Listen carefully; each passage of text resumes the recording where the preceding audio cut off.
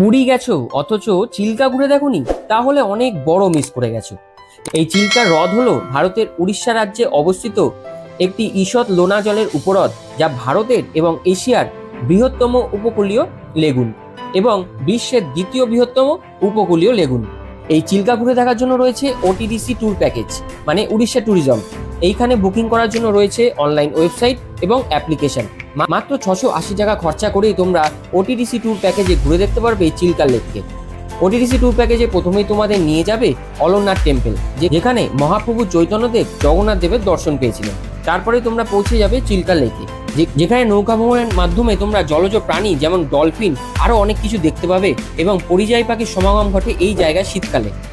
এইভাবে ঘুরতে ঘুরতে তোমরা পৌঁছে যাবে রাজহংস দ্বীপ, যেখান থেকে তোমরা বঙ্গোপসাগরকে একদম কাছে দেখতে পাবে।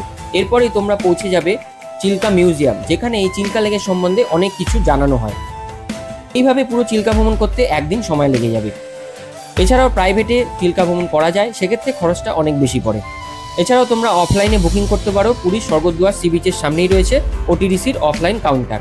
এই বিষয়ে ফুল ভিডিও আমার চ্যানেলে আপলোড করা আছে, চ্যানেলটিকে তাড়াতাড়ি ফলো করে নাও এবং লাইক কমেন্ট করতে ভুলো না কিন্তু।